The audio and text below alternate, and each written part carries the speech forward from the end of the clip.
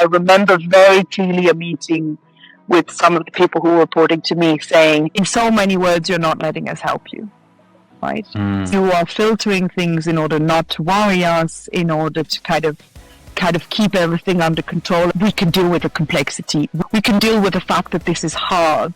And that's the only way that we're going to be able to help you, because you're burning out. And if you burn out, we'll burn out as well. And having that feedback for me was a transformation. That shifted everything for me. Trust us, right? Treat us as humans. Don't treat us as kind of children where you fit into a certain box, but kind of treat us as we're able to deal with complexity.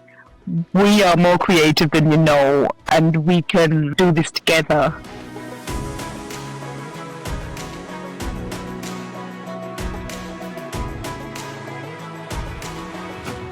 Jess, I'm very excited to have you on the Core Impact podcast. I'm curious also because you have many thought-provoking ideas that we talked about before, and I'm curious to see how are you thinking about them and how are you implementing them in your life. The first question I'd like to start with is, what is your why? Why do you do what you do every day? Thanks. Well, thanks for having me, Omar. I'm really touched for the invitation. My why is to encourage people to see the system around us and find their place in how they can kind of fulfill their responsibility and challenge what I see as a deeply unjust and unfair system that is not servicing us anymore. And so helping people find their way in this, to kind of see the connections, connect the dots, and then find how they can make their own biggest possible systemic impact in that. Beautiful, Jess. As I ask my guests about their why, I also like to share mine. Why I started the Core Impact podcast. After working across companies, cities, and cultures, I kept noticing the same pattern. Most people around me were burned out, disengaged, and only lived for the weekend. I also experienced it myself. I went through a burnout, and I knew since then that I couldn't come back to the same patterns and mindset. What I've learned since, from connecting with experts and personal experiences, is that small shifts in routines and mindset can dramatically reduce stress and lead to more fulfilling work. That's why I created this podcast, to explore how can we build workplaces that are joyful, meaningful, and sustainable from the inside out, where profit meets purpose, because real impact starts at the core. Is there any defining moment in your life or experience that you'd like to change that impacted you when you talk about system change? So it's something kind of my own. I had a really kind of strong sense of justice, I think, from a very young age, and very kind of, when I was 6-year-old with my best friend, I created the Association to Save Nature and Animals. So I was always very kind of, from a very young age, wanting to kind of make something. I don't want to say the words make the world a better place, because it sounds so overdone, But I think at that age, that was probably what I was thinking. And then my path basically led me to study philosophy, and very quickly to specialize in ethics and moral philosophy. So I've been thinking a lot about kind of questions of justice and questions of right and wrong to an extent. And so that's always been with me in a very strong way. No particular defining moment, but that's kind of something that's been with me for a long time. Gradually, and kind of, I really feel like it's bits of a puzzle that have come together, particularly for me in the last year, because it's been very much, as I said, always this sense of justice and philosophy that really helps you see systems and helps you understand kind of mindsets and how we as humans think about certain topics. And then I had a 15-year career in various NGOs, so first in human rights and then in what is still called international development, which we can talk about, whether that makes sense or not. And I think a defining moment for me has been now, after that 15-year career and really trying to bring about system change through an international development lens, to step back a year ago and have the intellectual space also. I took a sabbatical, having that intellectual space to think, okay, I've been involved in trying to create impact for 15 years.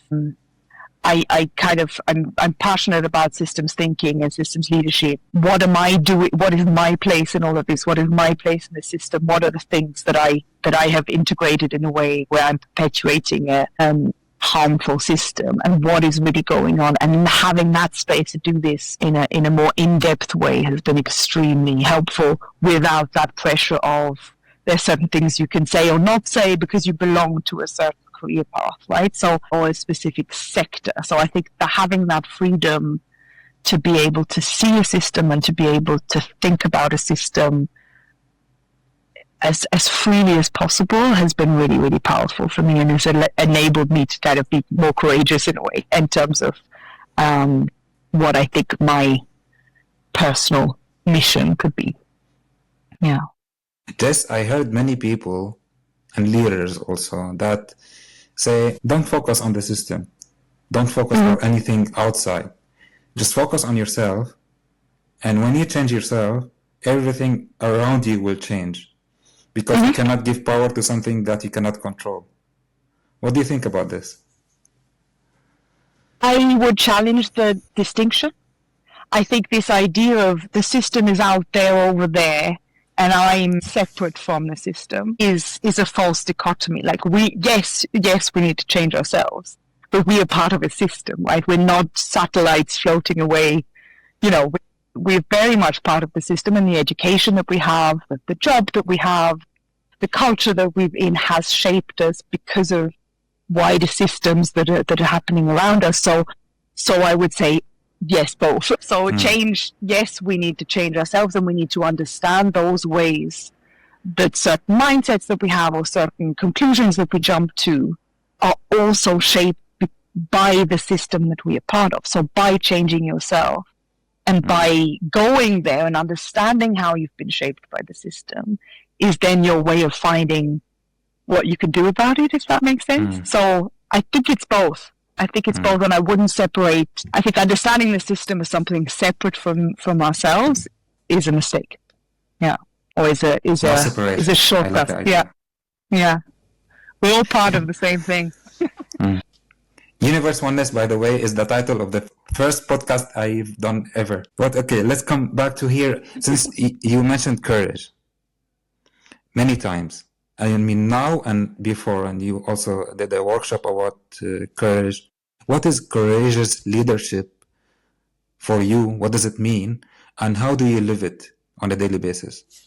Yeah, so courageous leadership is something, courage in general and courageous leadership is something that's really, really close to my heart, and also part of the company that we've created, that I'll talk about a bit more later. So courageous leadership starts from, and I'm sure you have this, I know you have an extensive bookshelf behind you, but I'm sure you have something about Brené Brown or one of her books behind you.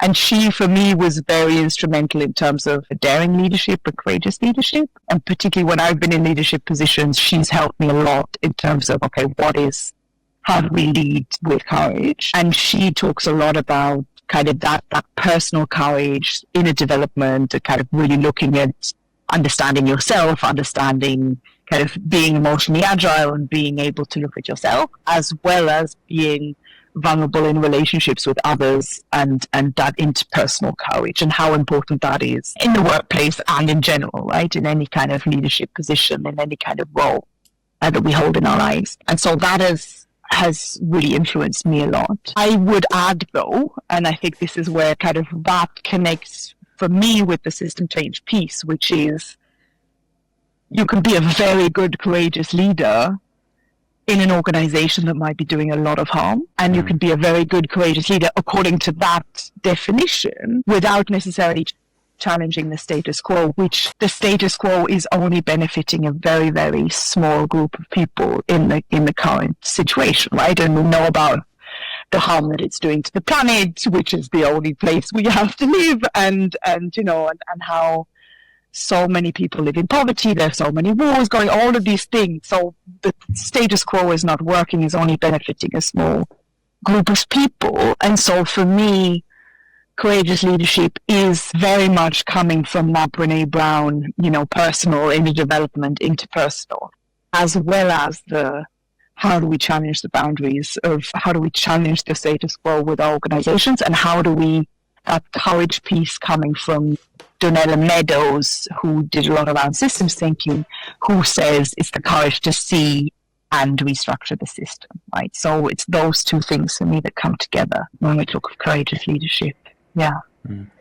Jess, you wanted to talk, if you want, you can talk directly now about examples from the company.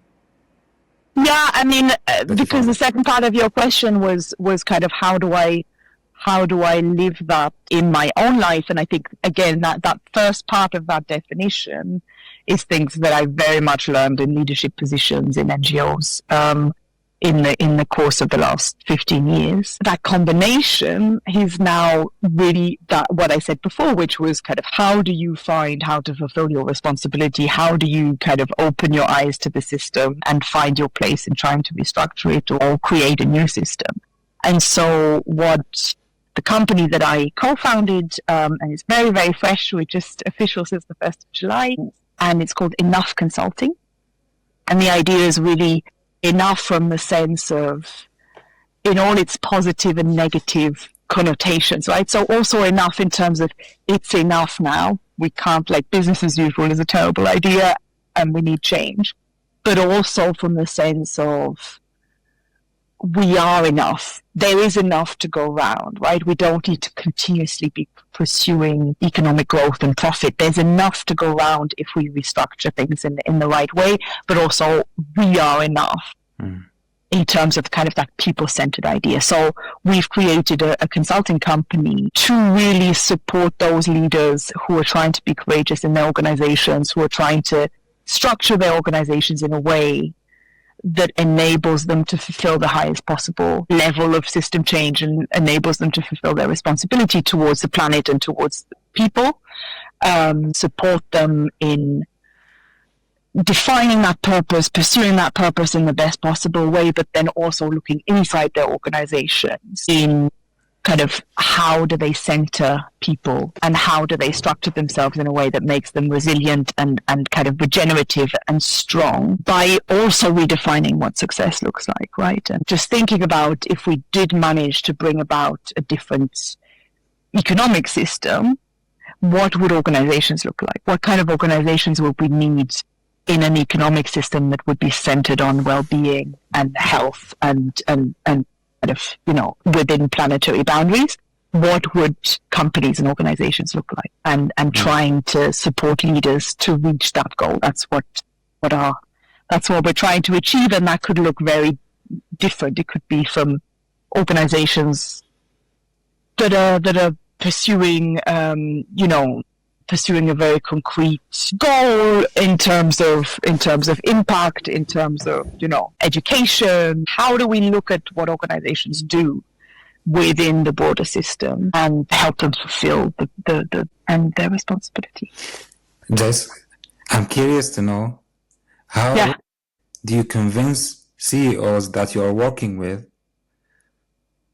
First of all, what do you mean by redefining growth? And from what I understand from you is kind of degrowth, or stop focusing on growth, while most of the companies and the CEOs that I know, it's one of the most important things for them to make sure that they are going in the right direction is always to look at the KPIs and see that all the numbers are raising.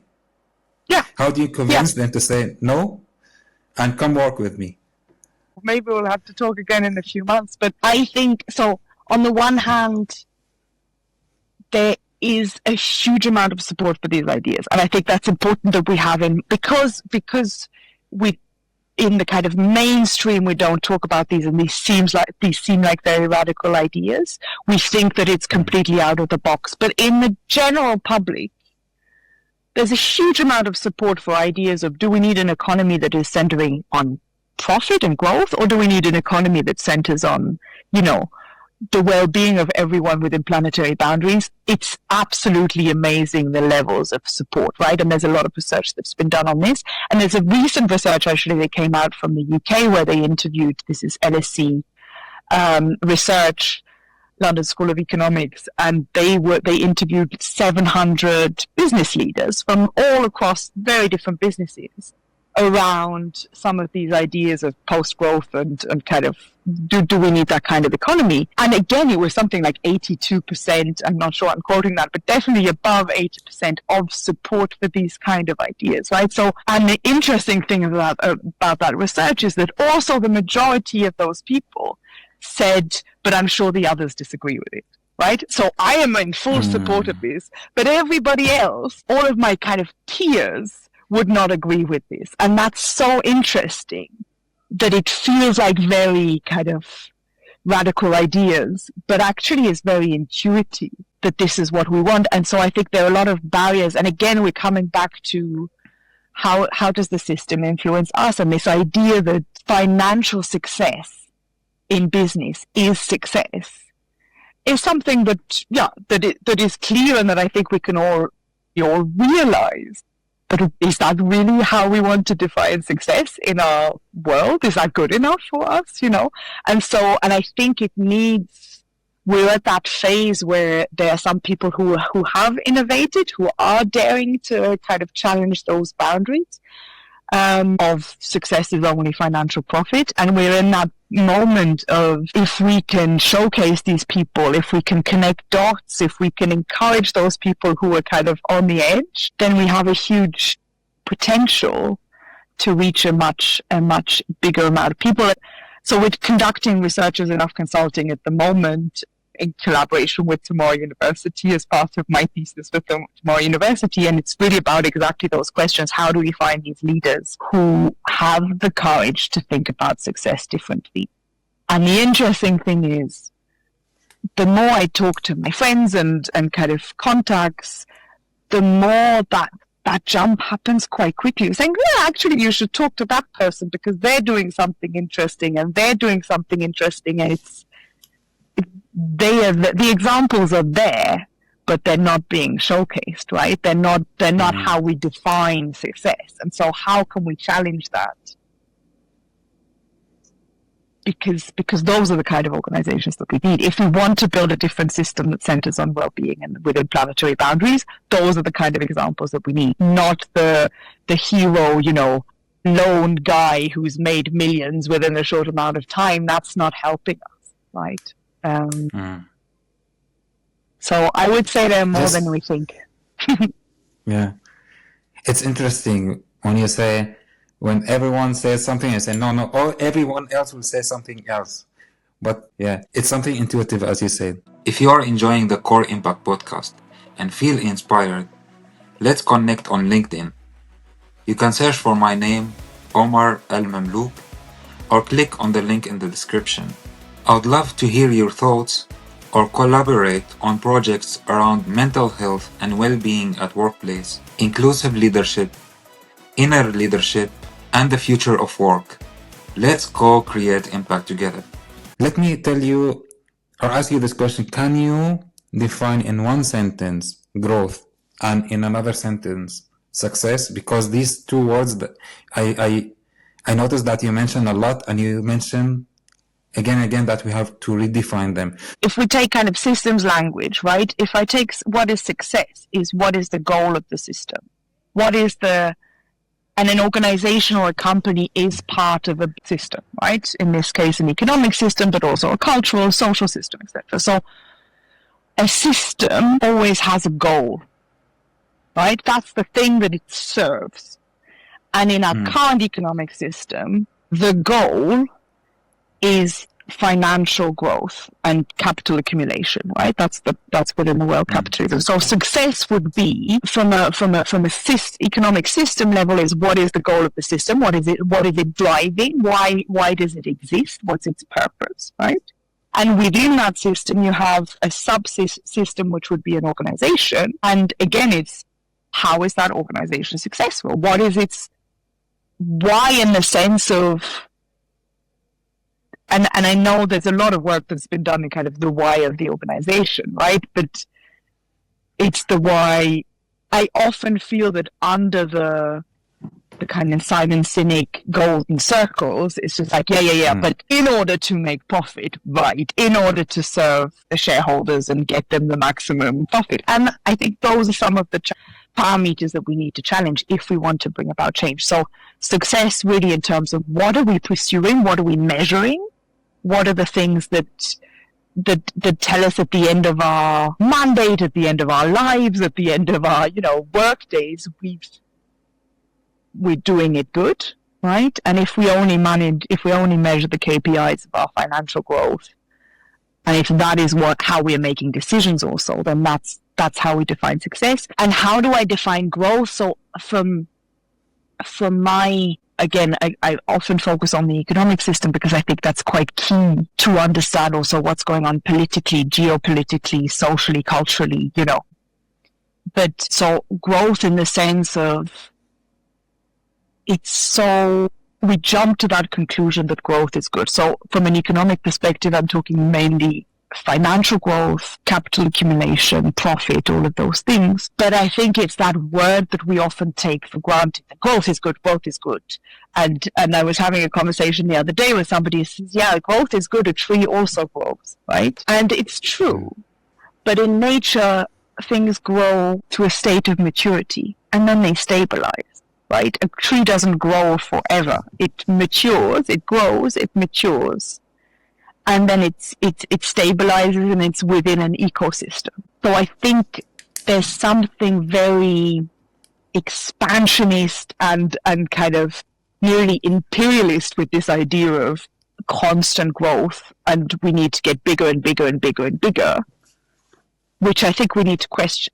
And then there are lots of people who would say in nature the only thing that grows forever is cancer, right? So there are really some really kind of powerful images on that, and just coming back to the fact that we're on a finite planet. So we're on a finite planet with finite resources, be it natural resources, but also human resources, right?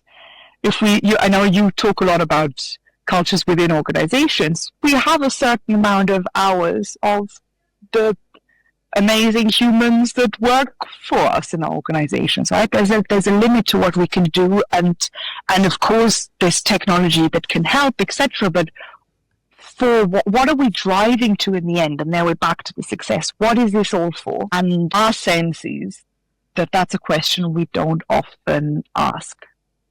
We kind of take that for granted, that all of this is to be profitable, right? And I think that's what we need to challenge.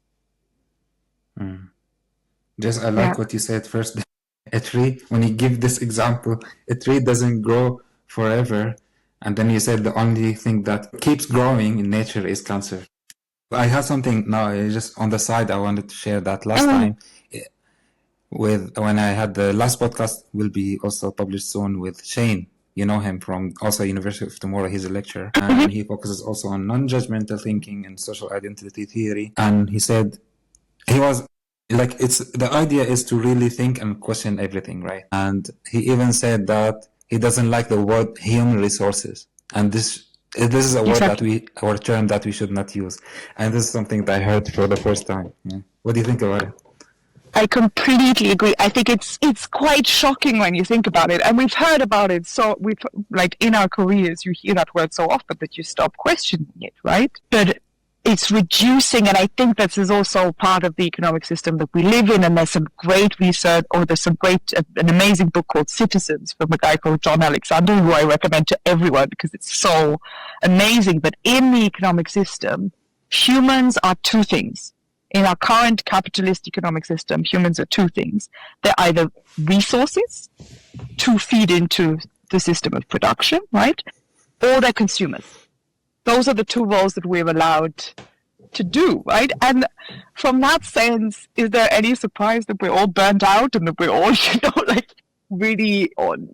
I don't know if we're all burnt out, but you know what I mean? That there's a lot of weight on our shoulders because we're constantly in this role of deliver, produce, push your resource and also consume. And those are the two roles that are acceptable for us in this economic system. But actually, we're citizens. We're creative. We're social beings that have an amazing creative potential. We're interdependent. There's so many different roles for us to play. And I think it's a mistake for organizations to look at the humans that they have only in those two roles, right? And I know you talk also a lot about organizational culture and organizational transformation, and that is really from us the bridge in a way, right? How do organizations look like if they treat people, whether it's within the organization or outside of the organization, if they treat people, as complex, creative, connected, amazing, endless potential people, as opposed to resources that feed into production of any kind, or those people who will consume their goods, right? And this applies to for-profit and non-profit. How do we kind of see ourselves as opening the doors and just creating spaces where people can be their creative, crazy, complex selves, right? And instead of putting them in boxes. So I completely agree with that. Do you want to also define success before we move to the next one? Yeah, I mean, I tried to say a little bit about this before. I think the success is,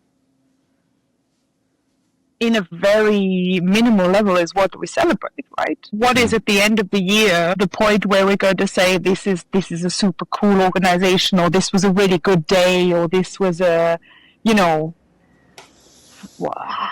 how do you measure what is a good organization? And if you look at kind of what is presented in media, what is presented in universities and all of these different places, and what are the successful organizations? The successful organizations are the ones that most time, like in most cases, have made the most money for their shareholders.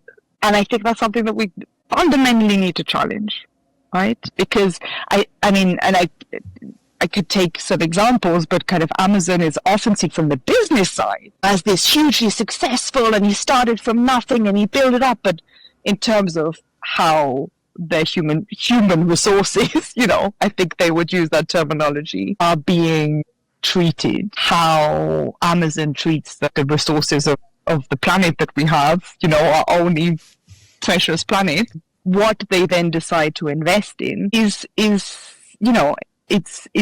I don't think those are the role models that we should be having. Both from a leadership perspective and from an organizational success perspective, right? So it's changing that definition.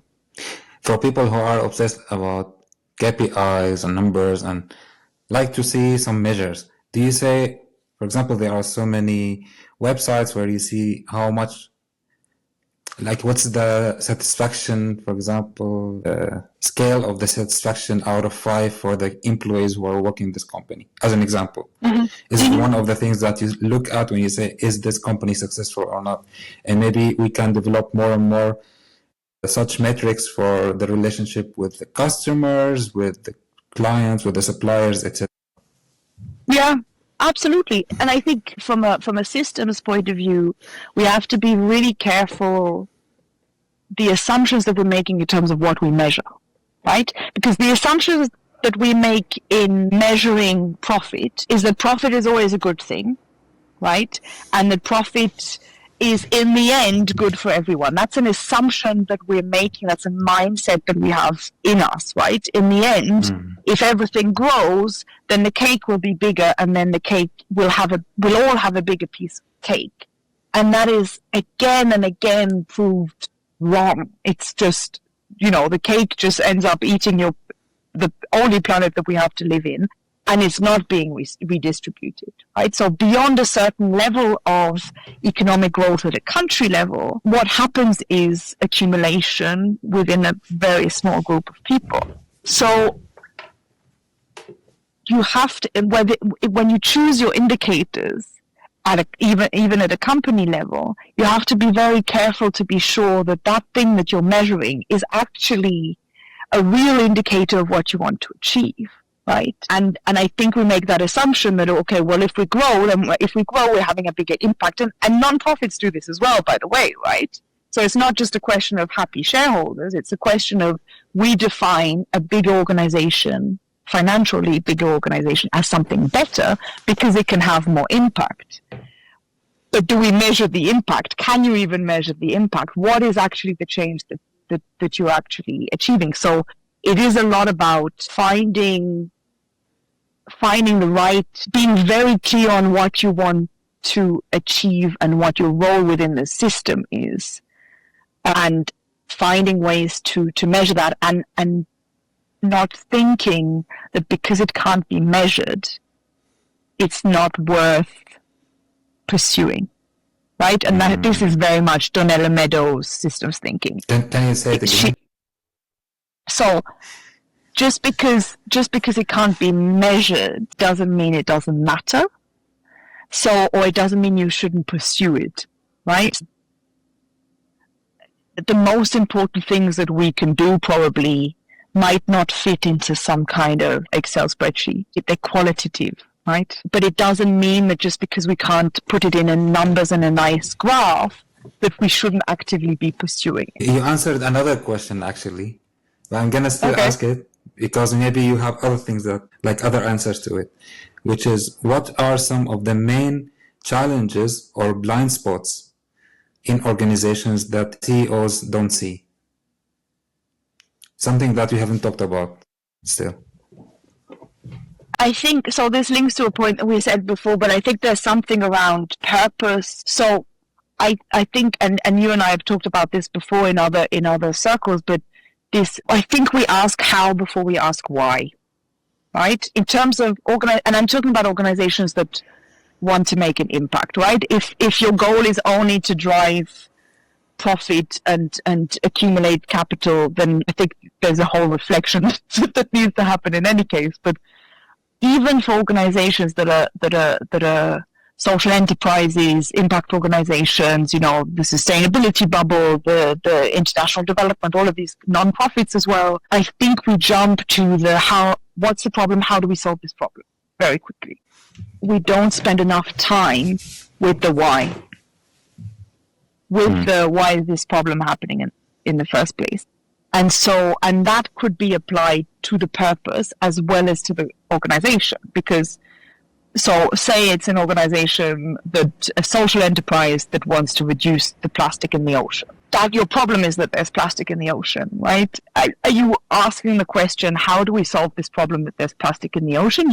You'll create a device to pull out the plastic of the ocean, or you'll try and capture carbon, or all of these technical solutions. Or do you ask, why is there plastic pollution in the first place, right? Why? And you continue asking why until you start seeing the system.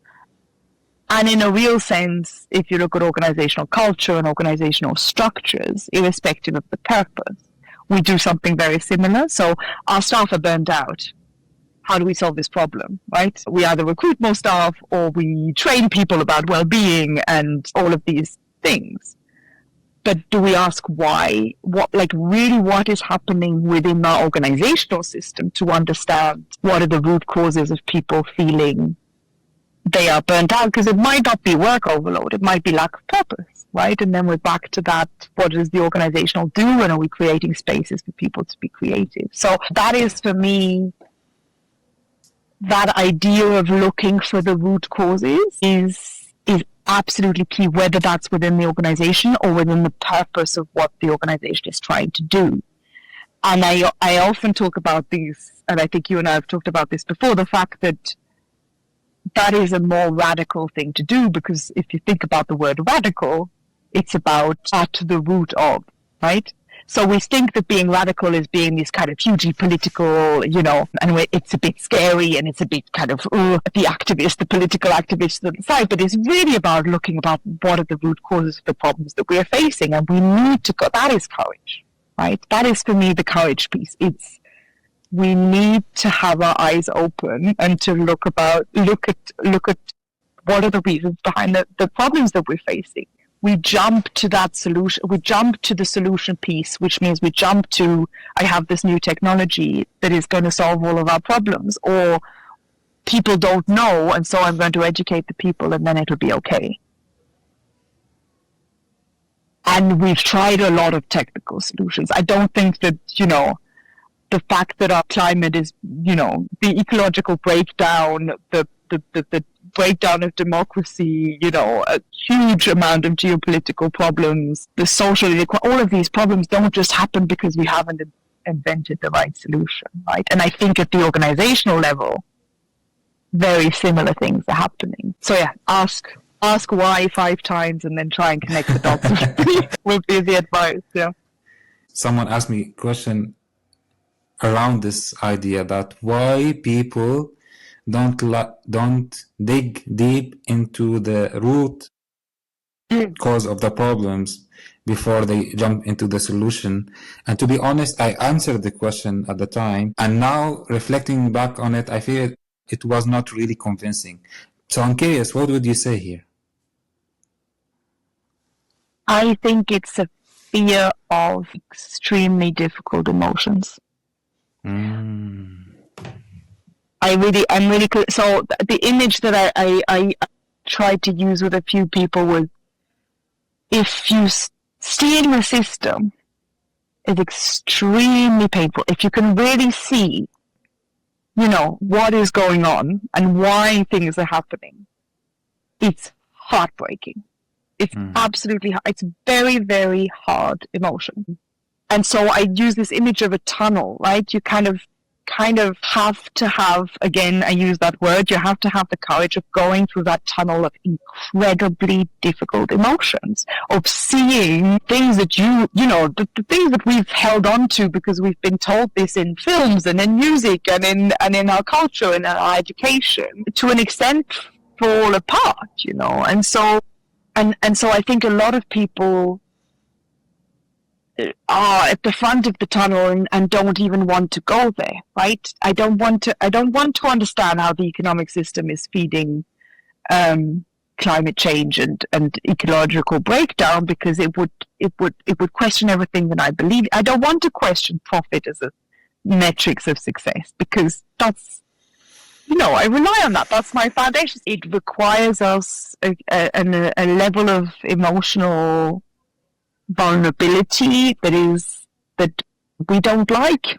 And so a lot of people at the entrance of that tunnel will either go like, I don't want to see it, or it's all for nothing anyway, and so I'm disengaging, right? And I think the key is, how do you create that space to encourage people to be in the tunnel and come out the other side? Because it's only when you come out the other side that you can say, okay, no, I get it. I can see the system now. This is where I am. This is, and it's a constant journey of going in and out of that. And again, a key point is, how do we do this in a connected way? It's all, you won't go through that tunnel alone.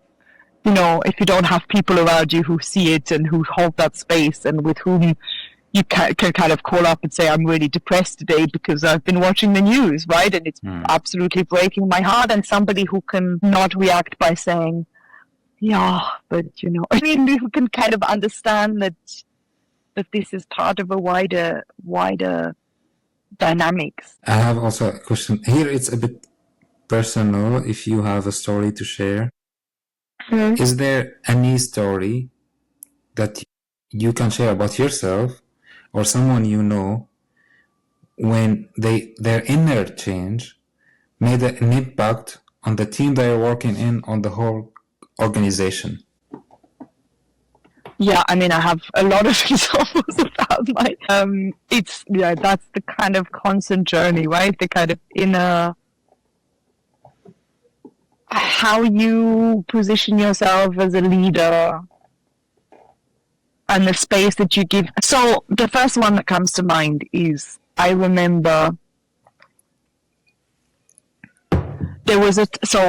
I was a leader of managers, of about kind of a big group of managers at that time, and I was trying very much to be a to be a sort of a protector of the people, kind of acting as the savior and putting it all on my shoulders. And, I was trying to kind of always be the kind of strong woman and the Wonder Woman and whatever. And I remember very clearly a meeting with some of the people who were reporting to me saying, in so many words, you're not letting us help you.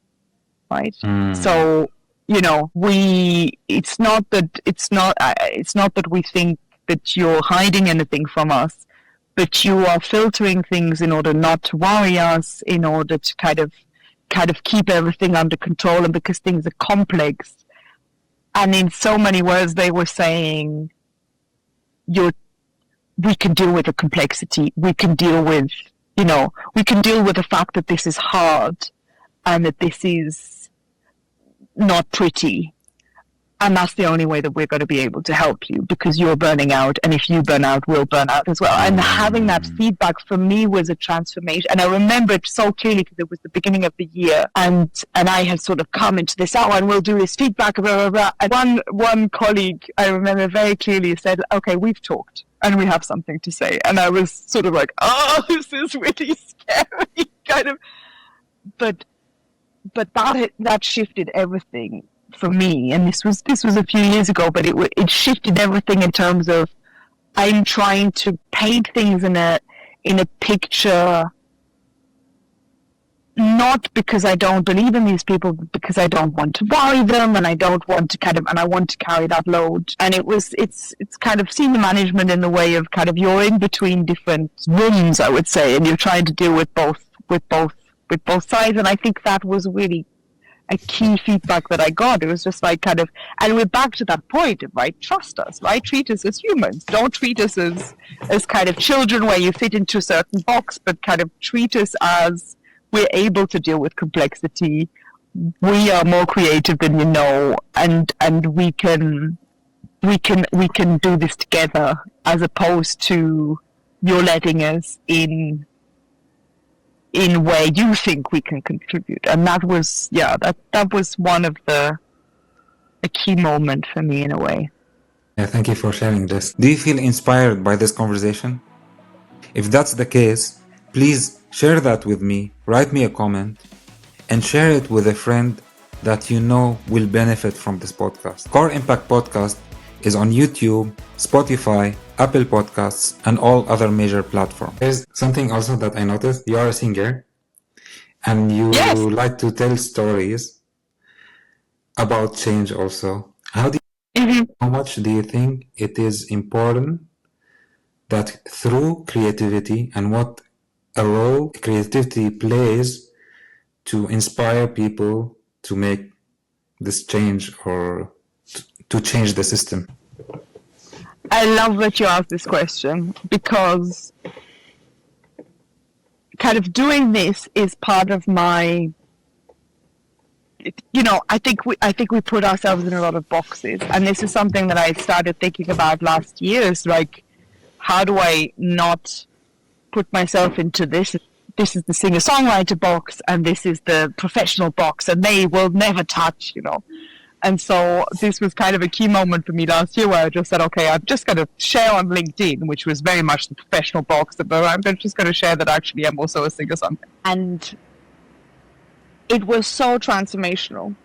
And I think I could also encourage myself to do that, because I also had that freedom of, I'm on sabbatical and I'm kind of at a kind of a moment of change. But it just enabled me to show the full picture. And I thought, and I was writing something about this the other day, I thought that I was doing it because I was a bit sort of ashamed of the music, it's not good enough, and what will people say, and all of that. But in a sense, it was also about how I see what is my definition of professional is, right? We have this thing of professional is organized and KPIs and sort of, basically living for work and all of these things, which are really unhealthy, right? And being a songwriter is extremely vulnerable. It's kind of literally open up your heart and show it to people. But then also it's chaotic and it's messy, and it's, so it's, and being able to do that has, for me, connected a lot of dots. So it's interesting how in the last year, my songwriting became much more about social justice because I connected my professional and my kind of creative.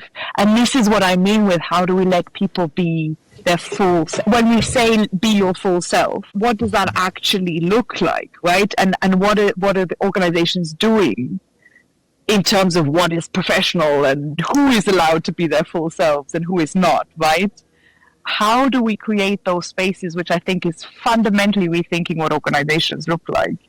We create those spaces so people don't think twice of being both those things or the thousands of things they are. I think sorry, that was a bit of a diversion of your question, but I think that again, because we put the profession in the professional box and creativity and art and music in another box, and we don't see the connections of how also art and music are a way to challenge the status quo.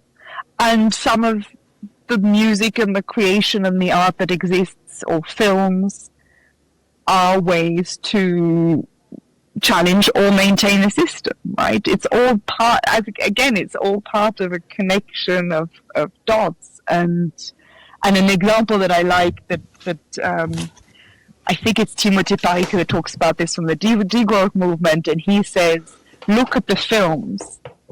How many films do we have that paint the end of the world? We can very clearly imagine the end of the world because we've seen it so often in films, right? But how many films do we have that imagine a different economic system, for example, right? Mm-hmm. Very few, if any. And so I do think, and this is somehow what I try to do with my music, and just trying to, how do we reach people at a different level, not only at this intellectual level, but at a very kind of emotional and kind of it's being in the tunnel with people in a different way, to kind of come back to that metaphor, right? It's about how do you, if you have a song about how heartbroken you are about what you're seeing on television and the images that you're seeing on television at the moment, you're somehow reaching out a bit from within the tunnel and being like, come, you're not alone, we're in this together, and imagine what's on the other side in a way. Yes, I'm curious to know what inspired you and what is the message of your song, Nothing Social. Oh, thank you for listening to it. For looking it up. So this is really linked to social media and to kind of the impact of social media on creativity and on art, and more broadly on anybody who has anything to say. And you can see it really now as people are trying to take positions on certain really, really important topics, how social media or the algorithms of social media kind of push certain messages and pull certain other messages back. And I'm kind of, the story was born from, I was trying to do something on Instagram, and I'm not very good at Instagram or any social media for that matter, but Instagram is very kind of visual and photos and videos and all of these things. And I was trying to do something and it was just not working. And when it works, then you kind of get 5 people who see it, and then it's quite crushing, And so I had this idea, and I wrote to somebody saying Instagram is trying to kill me. And that was kind of the beginning of that song, where I sort of thought, okay, this is actually a really good start to a song about that idea of how also our main channels of communication, social media now, also commodify us in a way, also make you, it's about like what is success again, right? It's how many likes you have, how many comments you have, and that then makes you think what I do is good or not good based on how many people the algorithm decided could see this, based on whether I reacted to a trend or things like that, and not, it kind of detaches you again to what is actually the purpose of what I'm trying to achieve, right? Yeah, so again, in the end, it's why again, right? So you ask yourself that question, what do you do, in my case, music to be super famous and to be the next Taylor Swift and to fill up be a millionaire or whatever, or a billionaire? Or do you do music because it's a way of expression and you want to reach people? And I think the media platforms that we're using drive us in this. It's all about clicks and number of streams, and if you don't get there, then you're no good, It's all part of the same system. So here I'm gonna ask a follow-up question, because it's also something of my interest lately. And it's out of the topic a bit, but still I think everything is related. There is something called impact-based content and attention-based content. So impact is focusing on how can I serve others, kind of regardless of what is the outcome is or how many people interact. Attention-based content is the other way around. I just want to get as much likes and interactions, etc., and maybe money, and so it doesn't matter what's happening to others, how do they feel, what I'm doing to the society. If you take these both to the extreme, do you think that both are important? You just have to put the priorities right, or no, it doesn't matter. The other one, the attention-based, doesn't matter. You just have to focus on the impact. It's a really interesting question. And I think it relates to a lot of the things that we've been talking about, because you could put those two poles in terms of impact and attention. And attention, as you say, could be clicks, could be consumer behaviors and sales and those kind of things. You could put those two poles in any kind of level. It could be about music or social media, or it could be about how a company is set up, right? And it's so interesting because my immediate reaction would be like, forget about the attention side, focus on the impact and kind of build it and they will come kind of philosophy. But at the same time, if you don't do that in a way that is interesting for people, it's going to be a shout in the forest, or kind of a scream in the forest, right? If the tree falls down in the forest and nobody hears it, does it make a sound, right? That kind of metaphor. So I think fundamentally, I would always say impact driven, always. The research that was done around kind of what do people want to do with their lives, what is purpose, and how so many people want to be an influencer or a singer or, something that doesn't answer your why, right? So the impact, I think, has to be driving the show.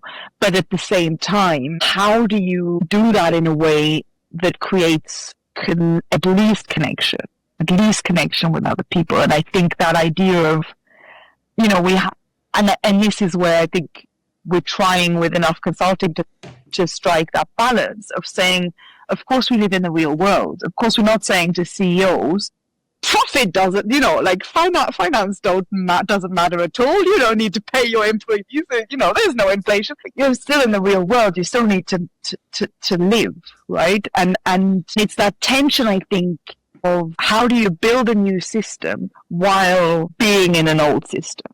How do you live with that contradiction of it's about impact and it's about creating something new, but in our real world, what is driving whether something is successful or not is the attention that you manage to get, and therefore you have to kind of react to that at the same time. And I think we struggle with that contradiction. We struggle with as a society, we struggle with contradictions and with that idea of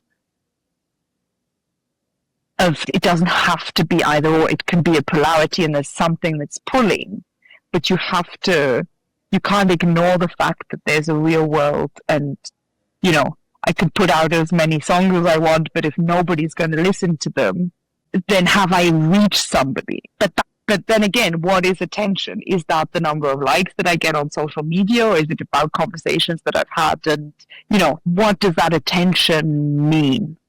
What is it engagement? Are we again creating spaces for people to engage with things? Yeah. I like what you said also. Now, just in the end, what does attention mean?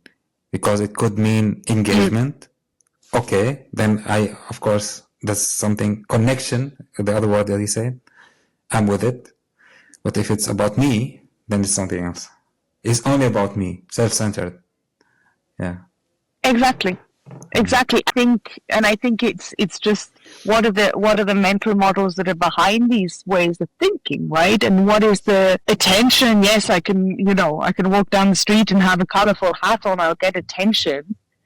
But is that what the colorful hat is for, or is it about I don't know, having a conversation with somebody or connect? You know what I mean? That in the end, again, why are we doing what we're doing? And I think why are we doing what we're doing, and how do we measure success? And is that because you've had some likes and you've had some sales, or because you've really made a difference? And not only, and this is, I think, something that's important really for me or as we talk to organizations, is we've done the do no harm piece, right? We've done the try and reduce your negative impact in the world, and then try and do a bit of good. It's not working. We need to fundamentally rethink what impact is, how we're going to change the kind of restructure the systems that we're in, and really be more courageous and more radical in how we think about organize, not even doing business, right, but organizing our communities and addressing the needs of our communities, because that's what it's for.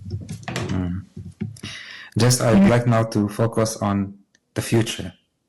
Some questions about the future. The first one is, from your experience, what are the core 3 skills that each leader must have in the future? Ooh, I like that question. So the first is, it won't surprise anybody because of what I've been talking about. The first is systems thinking, systems leadership, the kind of ability to understand how systems work and how dots are connected and what is a reinforcing loop and what are leverage points within systems. I think that's really absolutely key and unblocks a lot of conversations. The second is facilitation. In a very general sense, so in the sense of creating spaces for all voices to be heard and for groups to be able to do their best thinking and creating together. So facilitating, co-creation, those kind of skills. For me, a leader is not somebody who comes in and says this is the decision or even what you think about this decision. It's really about opening spaces, hearing voices, and allowing also dissenting voices in a way. And I think the third one that comes to mind is this, and they're linked to the other two, is the ability to deal with paradox and complex thinking, right? With this idea of holding different things that seem true and holding things that seem to be contradictions, and being able to sit with that discomfort.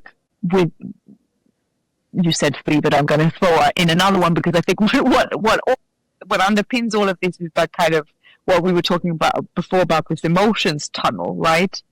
I think if we're not able to have that introspection as a leader of saying, okay, I'm feeling really attacked in this moment, or I'm feeling really undervalued, or, that introspective piece, then you can't sit with that discomfort of all of these things. You can't open up spaces to hear dissenting voices if you think that you're being attacked and it's your leadership that's being put into question. And, there's really kind of an emotional agility, which is the courage piece, and which is really, really hard, right? There's no question about it. But those would be the skills. Great, Jess. Another question about the future. How do unconscious biases show up and affect decisions? And what can leaders and CEOs do to recognize and address them before they limit their real growth in the future? Really interesting question. And I think there would be different ways to look at it. I think I would link it to unconscious bias in terms of underlying mindsets that we have about, as we talked before, like what is professional, what is success, how do we treat others in a workplace context, all of these things. And I think it might not be that kind of unconscious bias in terms of the certain list of biases that exist in a certain situation, but it's our mindsets also protect us in a way, or there's kind of that idea of groupthink of, to take the example of growth or to financial growth, of saying kind of obviously that is the only way of organizing an economy is around that, or obviously that is what the organization is pursuing. And I think that really reduces our ability to make the best decisions for the organizations that we work for and for the people that we work with, right? It's, of all the things that we could be pursuing, we're pursuing one goal, and therefore it's kind of pushing everything in that direction. And I think it's just so powerful to be able to open that up. Very particularly this idea of what is radical is something that I find really interesting. I think what I would love to see, so this idea that kind of activism has no place in the workplace, right? I would really and again, it's that bias of saying there's activism and there's professionalism, right? And professional is neutral, we're apolitical. I think that idea, I'm really interested in how that being professional necessarily means, or in our mindsets, professional is neutral, apolitical, it's about not being an activist. And that would be, I think that is limiting organizations to make the kind of decision, to hear the voices in the first place, to create the spaces, hear the voices that will enable them to fulfill their responsibility. So for me, there are two things. If you don't hear dissenting voices, including creating spaces for employee activism within your organization, then I think you're, on the one hand, not giving yourself the potential to reach your full potential as an organization. Like you're closing down barriers because you're not hearing these dissenting voices. You're not hearing the ideas and the creativity, as we said before, of people who would say, actually, I think we're doing harm with this. Mm-hmm. Actually, there's something wrong that is happening and I can see it. And I think we should be doing things differently. Those voices need to come out. We need to create organizations where those voices come out. And on the other hand, we talk a lot about kind of people feeling unhappy at work and the great resignation and burnout and all of these things. A lot of that, I think, is a crisis of purpose, right? And I think allowing space for employee activism and allowing space for, okay, what are we doing about the climate, and what are we doing about, all of these different topics, and what are your ideas, and how do we bring this all in, is also a way of helping people fulfill their purpose at work, right? I think a lot of the well-being crises that we're seeing is a crisis of purpose, is people see the state of the world and feel like they are not able to contribute to it. And if they work 40 hours a week at a job where they don't feel that that's contributing to actually making a difference in the world, there's no surprise that you either have a massive resignation, wave, or that people are disengaging at work or burning out, right? So that idea of rethink what you think professional is, rethink kind of hierarchies and kind of what is okay to be said or not in the workplace, open up spaces and have the courage to listen to people, I think is hugely powerful to get organizations where they could be in terms of responsibility. I think it's related to, among others, confirmation bias, what you're talking about, right? Like if I'm a CEO, yeah, I would like to hear people who are agreeing with what I'm saying, and anyone who's against this, then he is against me. Absolutely. And that links to what we were saying before in terms of kind of the discomfort of holding diverging views, right? How do you hold the fact that you think you're doing your best and that you're doing a good job, but then you have a dissenting view? And how do you react to that with the agility of saying, okay, I'm not taking this personally, but obviously something is, and there's so much blame in organizations, right? If you think about that situation happening, a lot of leaders would be like, well, that person hates me, or, didn't get the promotion, and is automatically jumping to conclusion in terms of that person is somehow an bad egg, a kind of a negative presence within the organization. But an organization is also a system. There are reasons for people acting the way they act, right? And I think it's interesting to figure out what those are and what we can do about it. And in some cases you can't, right? In some cases it has nothing to do with you and people need to go and deal with their own issues. But I think, that ability to open those doors and really listen, and even if people are not talking, to try and ask the questions differently, or ask yourself the question, why are people not saying anything, right? Could have something to do with leadership styles as well. Yes, if you close your eyes and put logic aside and just imagine that in 10 years from now, 2035, everything went in the best scenario you can imagine, how would the workplace be? Loves that question. Workplaces, we would only have companies that work to address foundational needs that we have as humans, right? So it's not about pushing consumption in a certain direction. It's really focused on addressing the well-being of everybody within planetary boundaries. That's the goal of every organization in the world. And that means, as a result, it's a much more positive experience to go to work, because that you're addressing needs, that your role, whatever you do within an organization, is important, because it's addressing foundational needs and it's not burning the planet by doing that. And so people are happy at work, people are creating, and automatically, in order to do that, we're creating more spaces for people, as we said, to be more creative and to be themselves and to be as creative as they possibly can and contribute the best that they possibly can within the organization, because everybody is pulling in the same direction, So it's a lot of organizations centered on people, that fear of, I'm going to lose my job and I'm going to, this organization is going to crash if we don't make more money. All of that it feels peaceful because we're addressing needs that we know are really there. We're not trying to sell things that people don't really, really need. We're not burning the planet. We're confident in the future for our, children and nieces and nephews and whoever. We enjoy work and we enjoy life.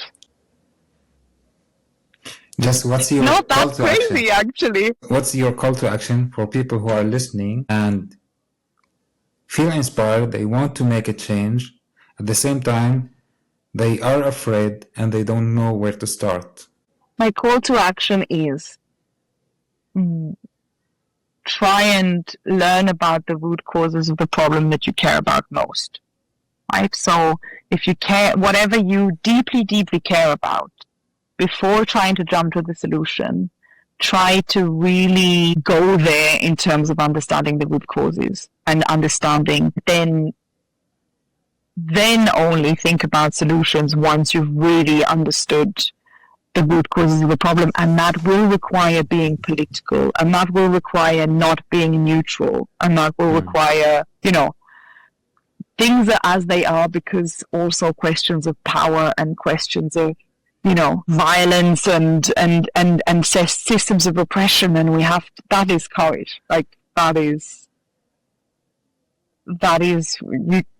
If you want to be a courageous leader, it's about going there and feeling those emotions that will be related. You will feel emotions once you look at the root causes, and that's okay.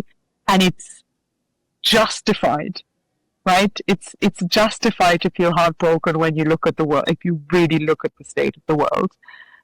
But you're not alone, and there are lots of people who feel like that. My favorite quote, Malcolm X, we are not outnumbered, we are out-organized.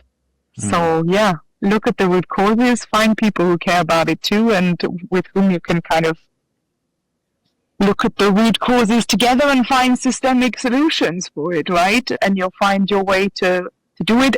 Find people who can help you to do that, and you're really not alone, right? There are many of us. Jess, now and if you need a consulting company, we are yours. Enough Consulting. And you can expand more on it. How can you help? No, so it was more meant as a joke, but of course, if there are really organizations and leaders out there, and I mean leader in the sense as broadly as that definition, you don't have to be a CEO or a senior leader, but leaders in the sense of people who want to take responsibility and create positive change. If you really feel like you would need a soul partner and somebody to help you through a change process, in thinking through these topics in terms of system change, in terms of how can you, really look at root causes of things, in terms of reacting to what is happening within your system, within your organization. We can help you look at kind of redefining success, as we were talking about. We can help you on the topics around being very people-centered and kind of unlocking the power of the collective, and what do then organizations look like to be kind of resilient and regenerative, and really kind of organizations the future will need. So very honestly, if people feel that they want to respond to this call to action but they don't know where to start, then they can just contact me or look for Enough Consulting on LinkedIn and or enough-consulting.com and just get in touch and would be happy to talk. Again, I like it. You are enough. You can always remind yourself you are enough. Yeah. So now the last open question. Is there anything that you find important but we haven't talked about yet? At the same time, you can share any final thoughts you'd like to share. I don't think that there's anything that I haven't said that I wanted to say. And it's just been a really, really lovely conversation. I really liked your questions and made me think about things in a different way as well. So I'm just grateful to you, Omar. Thank you. Thank you, Jess. I was also inspired. And actually, there were many things that I noted, and I'm going to listen to the podcast again. One of them that I'm doing now with the podcast itself. I'm going to ask myself this question 5 times. Why I'm doing the podcast? So I said, ask yourself 5 times. So yeah, it's always good to rethink it and find the purpose of everything you do, right? Jess, and I hope. And why? Ask why about the problem, right? Ask why about the problem that you're trying to achieve. You're trying to answer. If you have enjoyed this podcast, feel free to connect with us on LinkedIn and to follow the podcast on YouTube, Spotify, Apple Podcast, and all other major platforms. Enjoy every moment. Until next time.